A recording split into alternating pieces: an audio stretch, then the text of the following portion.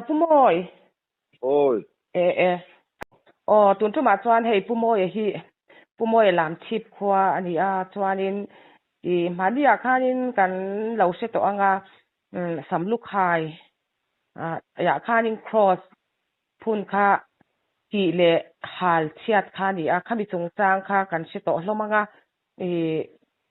tuna hi chuanin phun tu te jinga mi Pumoya lam tip khoa hi kan han bete antia khami hun mubel tu numa mwani ero chu ala tong chuak theri tlat lawa wangin ama khan soite larem lawa thilti tur tam takala nei wangin Pumoy hi lo be mei te min ti wang khan no Pumoy tu khami phun tu te zinga khan in ilo tel veti ka sia khami cross in phun chung chang vel te khamo le ki halral ani chung chang vel te kha eng angin nge inga idan na ti te cross hi enge nge hlut na ti me yang va phun nang ma dia dan enge ka sei cham lo kan lo ngai zu cross te chu Christian kan ni te chuan no khatyang kan chen khatam tak te chuan te ti khati te pon ti anga phun angai lo te pon lo ti nei thia nang ma ni khati khan in phun ta si ki le han lo ni tak chung chang chuat ti khan abul thut ang deu khan no nang man thuli ti ang khan min ha sil te ole nia hei chu tianga min kom ta ka chuan ka soikin kherlo mai theya na kena arem ta ni la ma de po ala soi theina hun te po le hong tu mai la ti chuan ke maril ruwa le ka mu le ka khia dan le ka ril ruwa om dan ang te ka lo don son dan ang te chu kan soi donanga chuan hei nia cross hi ma moni hi dor pui veng thar om ania ti chuan ko ran ma hen chuanin salvation om ania Paul chuak ani lawa Paul chuak ani lawa amaro chu pathian thu hi aboi pui na zo na chon thu thung lampang hi aboi pui ve na sa chu tuna thiltia hianin nia thung vel set mai alo sual to ti chuan thum na vela chuanin lalpa zara ti hian cross phun le eng mo subject kan khoite kha apuitin ve the sama ti chuan le lama chot pathian point mal asom angreng khopin ka sia ti chuan hamia sumle pai te asen so te po hi eile inte abe bom ten en point cheng nuai khat vel te chu ni turin kan nga ya tu tiang ang vel chu asum sen te po ania chu tiang ang khop chuanin alo sual ve na sa ni chuan heng hi hemi ati puitin ati na tur hemi ati tum hian local ver tia ke ni thien te chu min han som ve khania ti chuanin across phuna khuan mangai na lalram in dem na ti te khatar chuaya thu fm tiang zu da tiang in sui zom na ti te ko sana om mani se lela ma chuan ka soi tong khanin khatilam hoi kha atul pui ram lal pana pek ani re wang khan chu tiang chuan hun kha kan mang tlang ta ti chuan hemi hun kan man hian nili zet chu kan mang ani ti chuan pathian malasom min ka sia khami hun na tang khan khulai samdu khai tlanga u naw then khat te po sabat ni ate in mu khom thei pha nan an mang chho ta zela voi ni thleng hian chu tiang khop chon pathian pon malasom min ka sia ya ma ti khom ngai lem lo te khamo tong moi lo ni lo ta sela chu tiang chu lalpana kai suaidan ani ti chon mani lo po khanin khamidin champha kha October ni som paria ta pohan lo tel thave le thelom ni e cholhui de kan gil khom don ten tiamo e ma se kaman rem chan lo awangin chiatlang lama te ka kala e chu tiang chu e ani a ka hriat chian le china chuan ti chuanin hemi hetianga pathian malasom em ka hriat la ya tiang ang thom rinal lo cross ki du na boruak te lo theng tamai hi e amak katia tin ril runa thak poka te le lama chuan ti chuan cross han ki a haral veka lungphun tum naril ru kha visual tein nena tanga khatiang thu aron than ta ka chuan hei pima muani nen anin beremem pima muani nen an soidun toem ti te pokha ani amaro chu mi te ka atanga kan hriat dan chuan a subject nei tu nen kan in berem to te lo ti ni om takani ma se pima muani ka atang chuan kan la in belo abiak po min la belo atia te chuan nu a chuan hemi cross anti tluk anti chian ma khan a phone ta chuan nia karon phone don chia kalola phone man lawa kha alo tile dei boxia ti chuan atira mi ka atanga in berem to angjia zang anga ti thang te kha nen chuan sethiam chu har ani thang te kha ti chuan pima muani chuan visual te ne na chuan cross kha ti chekher lovin abula khan thu som pek lungchu in phun thei mailom ni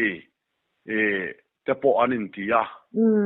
ti chuan ke ni subject a chon mangai in rem na ani wang in engponi se ti khan om dun thei zong khan in ti dan om nom ni ti kha phuron ten pe amaro chu visual te khanin cross han kia halral veka lung han phunna khatian ti kha anuna theng pathian o ni angin asai si wangin ti chuan pima muani chuan tlang danga mun danga khan cross phun la ti chuan chumi chu ti chia in chu ta nge chuanin aphun te po chu tiang chen phun le tamai sok ta la a thamai lo mo te po anin tia ma se pima muani phun lai nge cross kha ti chiat kher haral veka chu ta thu som pek lung pek kha phun kher tum na kha adu dan ani sia cross din na a cha chuan mo cross in na pima muani subject ti chiat khera khata haral veka chumi muna nge chuan thu som pek lung pek kha phun tum na ril ru kha nei ta ni ani le mo pima muani ha din i kha in va phun ta khami am in phun mun sim te po kha in va dil sim em in phun ma in a mun ma te kha amun ma kha arem sa an lo berem sa khatiang a phun chu ni in ka sia ajikang chu tiang ang chu ani lain khatiang ang chul na kher mai kha hriat thiam chu har khop maya kan rama hian khatiang ang zong cross le mi subject in vuak chiat sak zong ang chul na hi ka hriat phak china hian a om po hi ka lak se ngai lova arap thak poka tiatin mihuru thil ti aron ti te kha mihuru thil ti anilawa thara wa tanga lalpan tulna apek ve ani ti chuan ka soitong khan pathian pon mala soma thu thung zo na chuan sabat ni te mangin anin ti khom pha voin ni thengin chu tiang khop chon lal pan mala som loyani lang thain sia thei turin a omani chu tiang ani laya khatianga mi hur thil ti han ti kha chu ara phak le ni chu wang ne tiang hi kan rama hian ani na tak a chuan om to lo sela heng tiang ang tharau bol lo he tiang ba ka tharau sakol hi ke chon ka khelo bani chu wangin zurui mi te pon zu in mi te pon anti du mia lo tur anti po anti ngam lo ti ena pon en lo ing lo mi te po hian eng angin nge he tiang ang chuanin he tiang kanin be se chon ring lo mi te po hian eng angin nge min buang ti te hi ngai tu tian chuan til za thang lu tu he tiang ang zonga tharau kan sang hi asari te khan ti le ngala lali suak ti ta mana athi na cross athi na khovela lo kala athi na cross at chen be na kha hoinia atak original turin aum to lova ma se fm na mo dai kan awangin tumi kan siat beng theina turin fm ta na local ani na angein sumi kan siat beng theina tur chuan chan chin tha atanga tharawa ti harakan om achina kan nuna hian cross ngai lutna lalpan ada amin zon buna ni miaw wangin tu wangin tharaw mi te a lalpan ron da lang zer thina apoi mona te tu tiang ang chu thil om sia ani a mana tina alo kalai tina original diktak aom to lo wa kan rama thing ko kalamo enga moti zonga mi kan thinlunga anun reng thaina tura tana a thai ang angalal pan ke mania tar chok tura min kan nuna aron thowa kan tina yen milem diak na ni lo hi siat chian turania to wangin in ban farmeu in katlan don se exodus mungru buwa nasata ka ngai tuin ban farme bin katlan le don se fi hi asuanga amara chu ban iban han pharte antia chunglama tian ban kan phara antia hian ban phar ki chu tem photena asan chu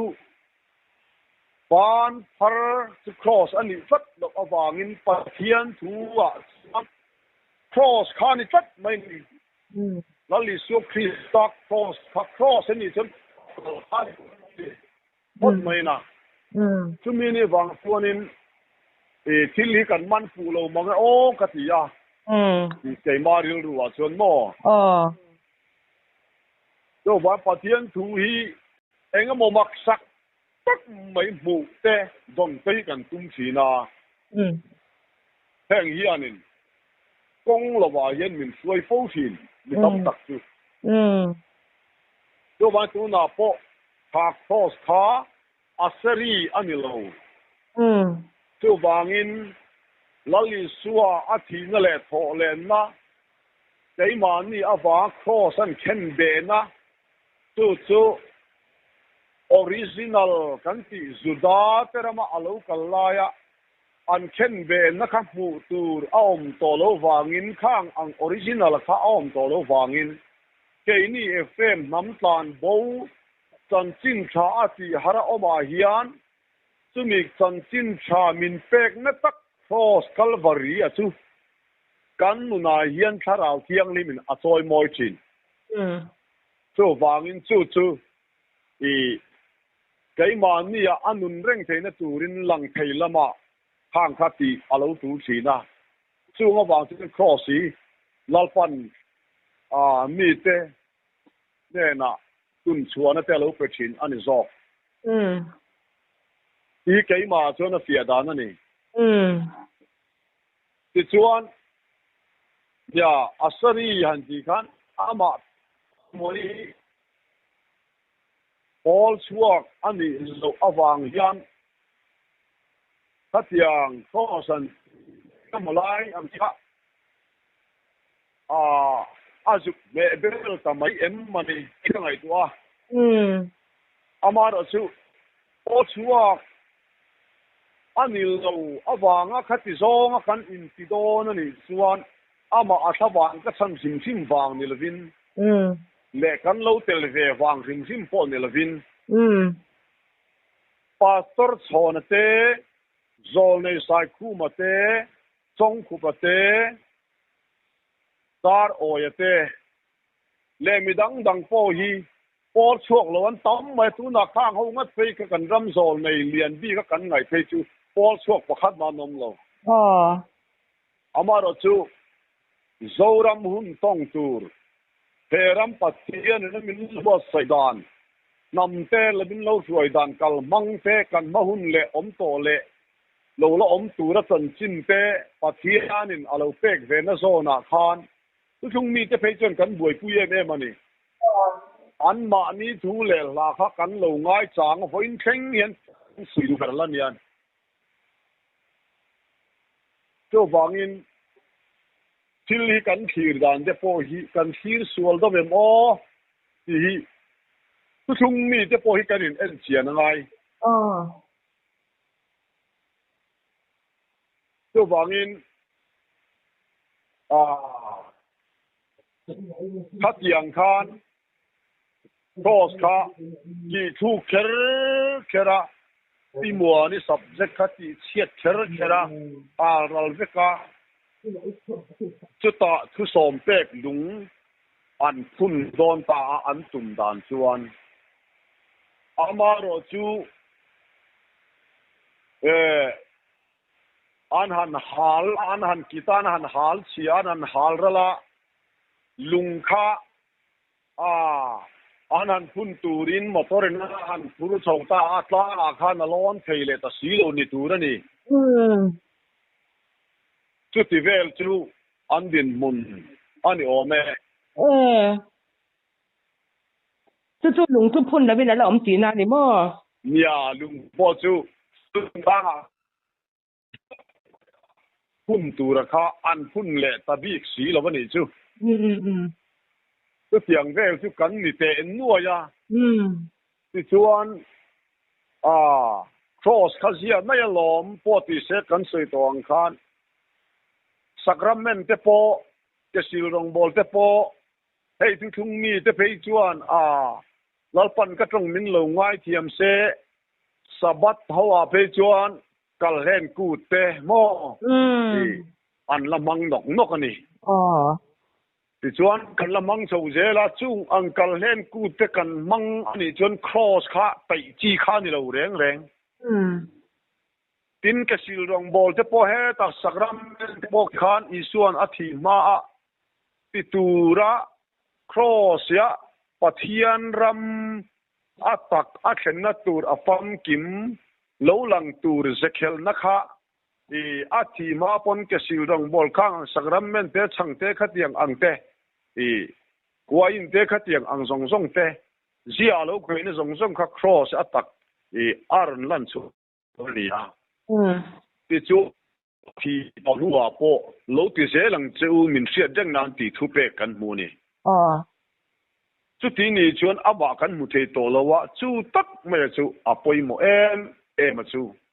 áp vào mình sẽ chẳng nan ta na sacrament tế khang ang tế khang lát thì sẽ tur căn lần nít ta chú tiếng chuan thu thung mi tế pon lệ làm akal lên cu tần làm mang cúc cúc thầu xia kan soi zau lo nga le lama chon Good Friday te po hei Paul rama te chuan in an mang tho ta chu ti ang bok chon kal len kut kha kan mang ani chon la li su Christa cross hi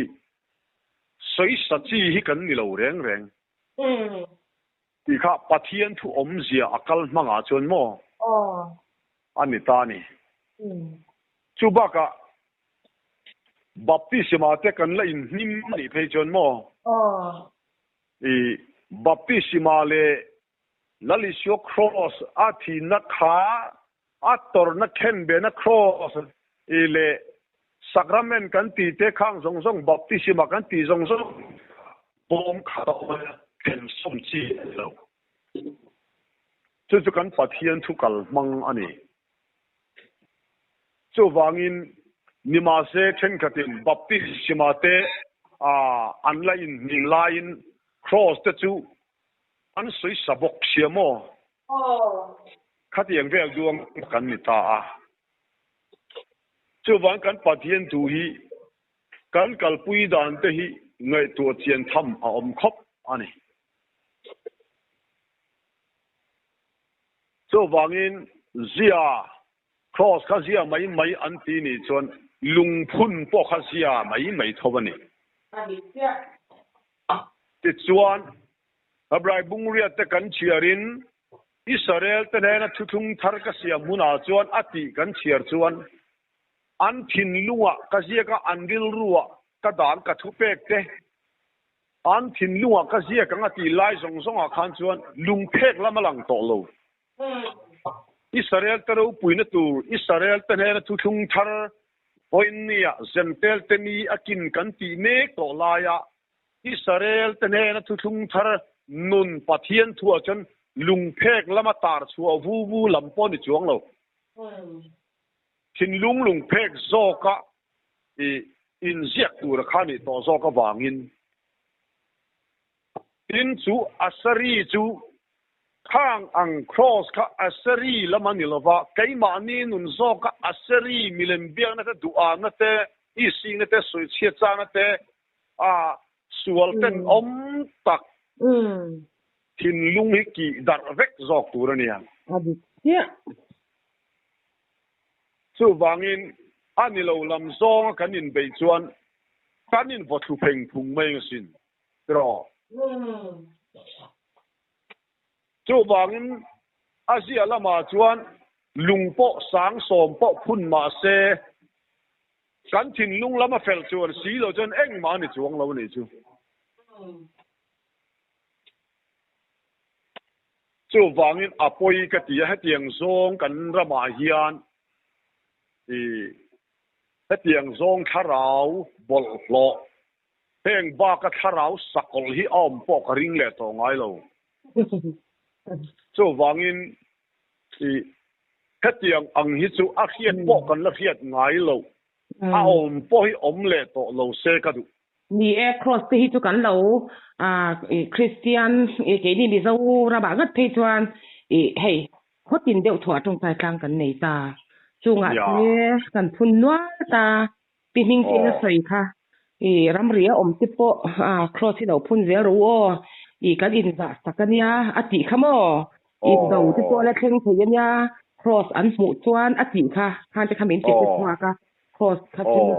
kan da poi mo ve thin ema phun chok me po ni ma se tu te pol pon phun po ning che mo ni adikalom tu te point ti se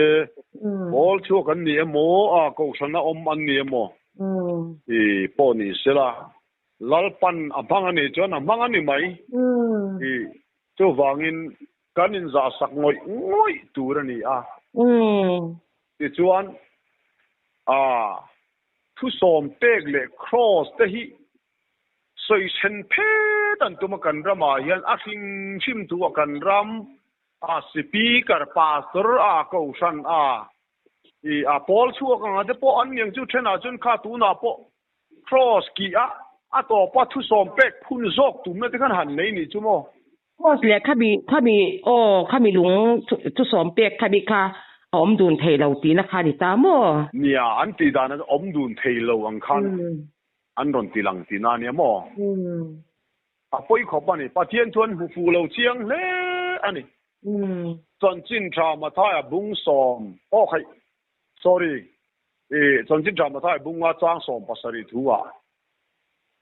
lalli son dan ti bang tu ra lo kal kan ni lo ti fam kim tu ra lo kal kan ni atia ti bang tu ra ati then zong le cross le dan som in zom lo zong anga kan rama pathian thu soi po he dik lo reng reng ani ti bang tur nilovin ti fam kim tur zo ka local tur ni na khan pa dan thu thung thu som pe kha dik tak chuan dan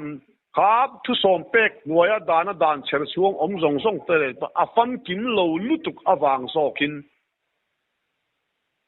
ti fam kim turin cross ya thisenin dan le khongai na in zom tatin in lei chi tur zok ania chu kan kha fu lo lutuk amo chu tak chu ani apoyem em mai Exodus kan mua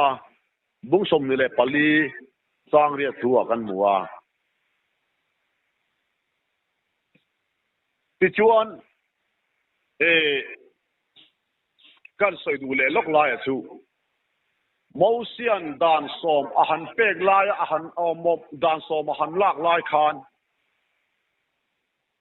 thu som pek sinai tlanga alak masak khan kan khefeka milem belo tura ti lai khan Israel fa ta chon Mosia ni somni le zan somni zet a han thang ta ka chon khongai roi tu Mosia khaum nathana khan milem biak na te an lo din ta sia sumia chuan Mosia chu thu som pek lal pana zia zo sakta ka chuan aron chuk thata a chuan thom lim thoman khia a e khai le tu ao thoman ne lo lim lop ao thomani ti kha Mosia po khan a soi dan ni kha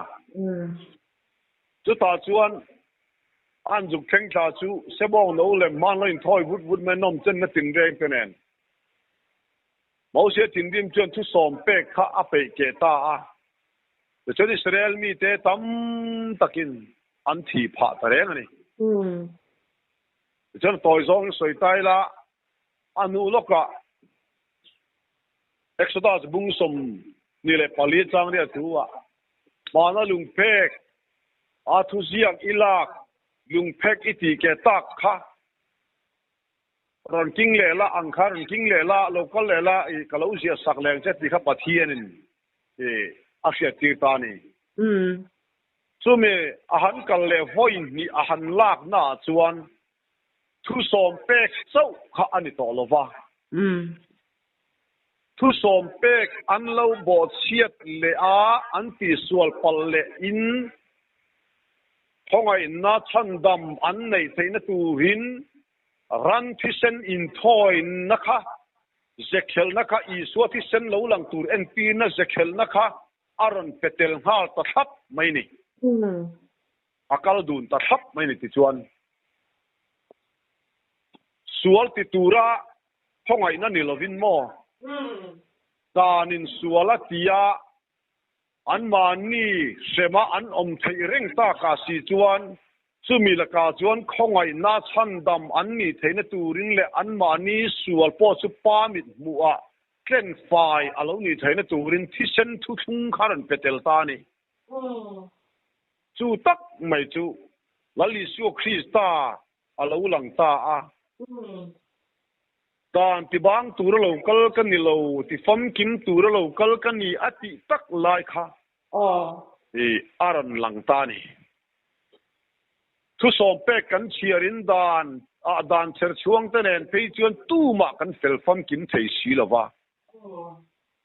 ma se chumi lakata thiang lim fam kim kan ni ve theina turin keimani sual mo phurna chumi ai o chuan kan aya ama chu beram no chu lo in hlan ta zoka chuan mi fel mi thiang hima min lo da ve mai zok ani dan som zoma min lo ngai ve ta mai zok ani pa khan I lai te kha akan soi I zok zok du a apoi ka ti khop mai pathian thu kan zir fu lo na kan ram hian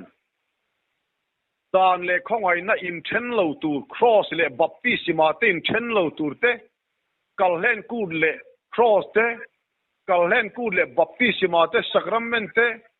khang song song te in then lo tur te kan soi then le nuai mun khat vek ni si khamo apoyem mani ti chuan tu na hian tharau a Israel te hun aloin her chole me ani kan ti lain le gentle tani kina a namte thole na aron herme kani chen khat te phei chuan an tia chu tiang ani phei chuan namte thole na tur chuan Israel te na thuthung thar tlang thiang him nun kha angai ni top mai ni adanga omlo chumi tlang thiang him nun in ti nat na Isaiah tlang thiang him nun in ti nat na omlo nun kha thuthung thar thisen thuthung thar ati tak mai kha keima ni ding chuak ve to turin lalpan hunaron thak mek la ya subject in sat in ti chiat sak zonga in thia sak zonga han in nok sia mai chu le lama chuan khatiang anga kan ti zel don jon kan ma hian kan ring tuni na poi lang tur pakhat ma om don lova kan in wa thu pheng phung mai don ani so wangin khang phei kha chu a thing lu tuk to ni tu na nga thian chuan khatiang zong in ve na kha chu mo a thing lu tuk ka ti ni ke hian chuan so wangin u na te tharau konga min an lo ti dik lo ni pon amo chu an ma ni an tur mai ang ti hian lalpa zara ka thin lung he kal ve thei i tok ani chu tiang ang chuan ril ru hi mang thiam tlang ila tlang thiang lim nun chan chin tha Isu Krista chan chin tha hi kan rama hian eng mol te se chulaya chuan kalom em na chu tun lai ke man ni helam chip khwa le helai beng khoya tlang sari lalram tlang sari obrama tang hian kan tilokonga rorel na kan han meya unaw te tulna tangin engtin nge sabat ser hawa po kaldanin anglo pheng te hi rual kai le in sui khom kan kal thei tong ti hi irel khom te ngun han ti te aro pui ka ti ni sumi chan chin tha chu lom kan mo to mo chu tiang ni lova a in mok zonga a in kung fu zonga kan ti chuanin ram tha kan siam don lo reng ani zoram thar lo lang tur po ni se zoram thara po chen mangai in na lo hi chu chom lu tur pakhat ma om si lo bible kan muwa thu hil the te rin na te mo lo om ma se mangai na chau chung te ti ban na mangai na chau hi van thena chom tu ne te ta tolom chu wangin ram thara po tu nang hi kan ni don chen ram thar kha bei sei tlak hi om lo reng chu wang ke ma ni a yan Eseri William tur mi te huat na mi te ngai lo na ma ni ke in ti ar nang chi te mi fa mu tin lo nang chi zong song te ti lum vek zok ki chiat vek zok tur ani ya chu ta chuan kan thin lung phe ka ye thu som pek chin phun ro se chu zok tur chu ni in kan ria ka soi thui do em kan tia nam tu thung lal tu thung nam tu thung ram tu thung kan tia he ta po na apoi mo chuani lal tu thung hi kan nuna atian ka phot lo chuan nam ram hi mo adik tia mu te hi kal har don ni lal tu thung in min khai vek angai adik tia alom chu chu ni iron soi ta ka chuan kan zom le lok tang lalparo puina ni se ti chuan ram thu thung nam thu thung lal thu thung mi te pe chuan an tong kam kaw che takani tin ram thu thung le nam thu thung po lal thu thung tel lo chuan khoya ma hian anuam don chuang lo tin lal thu thung tel lo chuan kan tha tu te ai kup tar ma tang a ruai chu rengin nam angin ko chuak ma se nam angin ram ta chu luatir atia ma se akar laka ankal konga lal thu thung a an mani nun ain baptist diklo chuan pathian thaler konga ti hlum ke mai ni ti kan riat thulong tlang lon tak ni kha chi chuan zo suwa hoa thalera piang te ram luana tur kong thu wa po lalpa kan chunga alung oi phot chuan kaleba tong kam te khamoi ka ti chu wangin lalpa kan chunga hian alung oi phot chuan chung nam te chu kan hne nge yang chu ram chu kan lu nge yang ti khan tla ni chu wangin lal thu thung poi mo je hi kan selawa beram no tel lo chuan ram hi kan lu adon lo reng chu wangin khoro puina chan ber chu beram no ne tia asiam tun khoro puina chu beram no tel lo chuan chu hun chu lu ngam chi pon chuang lo bei sei tur pom lo voinia hian lal thu thung kan thin lung cross a chin ral lalisio krista cross thisena chuan mi hring hlui kha pa thin lunga chuanin alo ching ral to chu taka chu voinia thu chu ti sa alo chang ve tur rama chuan keimania hian mi hring hlui setana hlui setan mi se hlui alo ti tlom to la cham bang hi chin ral ve ve ka ngai to chumin ni lo chuan ram hi lalpan min lua tir lawang ti hi atiang tok viavin ka khia lal thu thung tel lo chuan khoya ma hian ram kan lua don lo tun la ya nam hian tetro apoi mo ani rengan nam ta chu din chua tur chu ni ngei mai ni ma se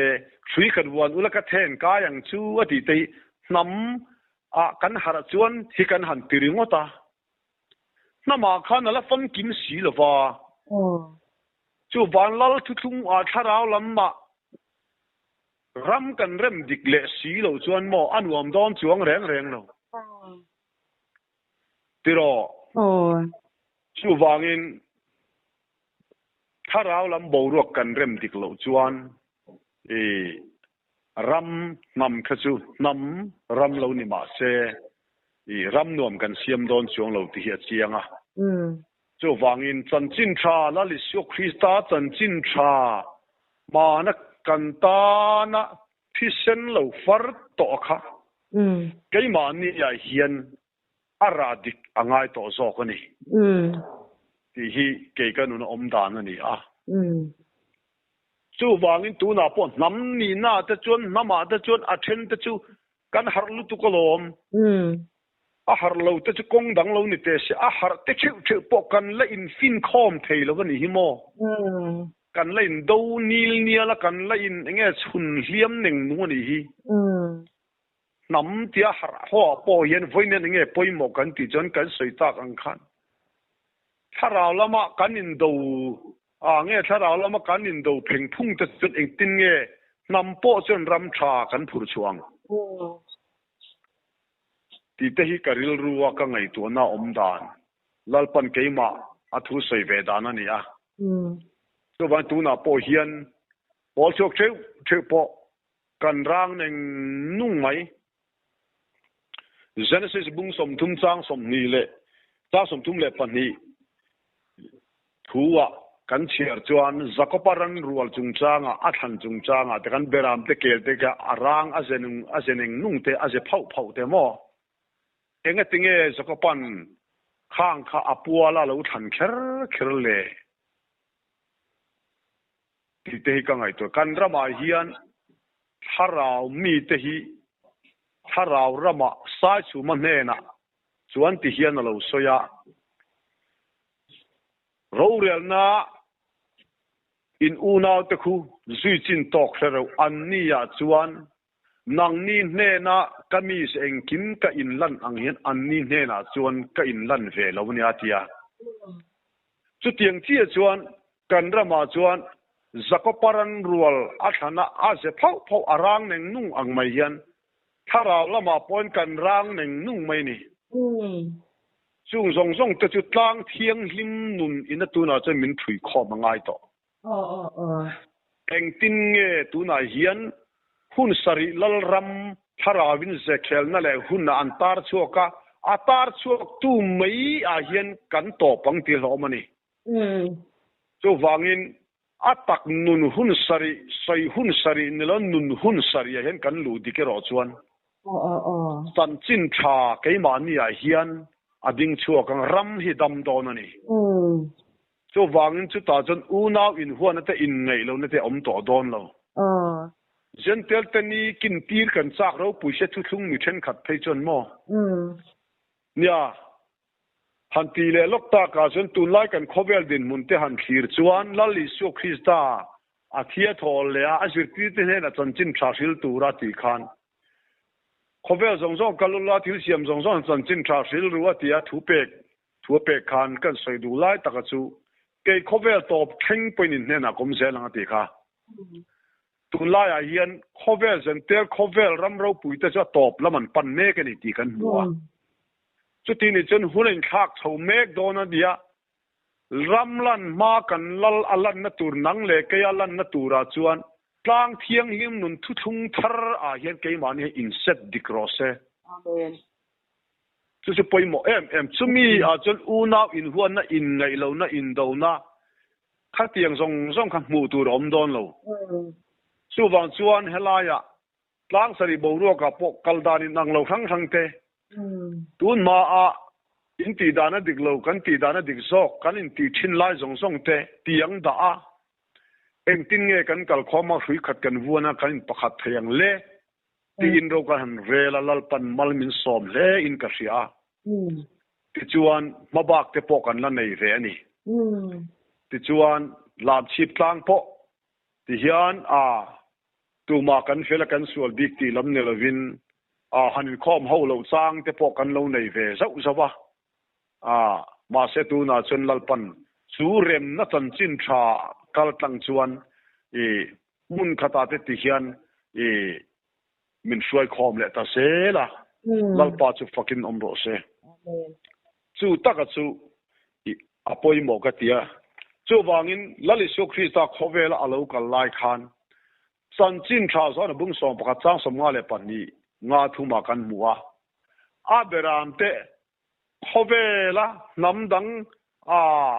khovel ram sang dar te pol khatan om theina turin ti thu kan muni isu krista khovel local kha aberam te huang khatat omna tura ta na local ani ma se chutilam ain a ho khom dan kan la thiam lo hi apoi ani mar chu voin ne chen hun te ain thak chho mek chuiro chu kan khriat fi anga in kan khve a chu wangin gentel khovel ramro puiten top zai an reltan meka isu krista local le na depo anai chota he ani ti kan thria chu wangin tlang thiang lim nun dal isu krista chan chin tha in ti nan na omlo man kan ta na cross lo tor na thisena kha voinia yan kan rama hen thu soimol selal pa mi te a hen thu soimol te seti kha kan sai ve du ani chu ai thakop me ya angai nom le me in thlasunga maro chu subject danga kan la in ko manga mo kha bi kun na lo tel ini awang khan kan kom chi ni subject dang pathian thu nang ma tam tak o ma kha kan la in kom le anga mo amar no ma mo ni tipo pathian in thu le ti huna te chuanin kom na hun thatak mai kan la ne anga mo la ya atul na ram ang zong zong te khan ni nang bi chuan khosana ka chuanin hang tip tiar te kha han in zo vak kha ati chi lo in se vek kil kel don lawa mar kun na huna te in lo te la khami chung chang vel kha ni me ya ri ina man chuanin hei kun thade mai min te a chop til de bin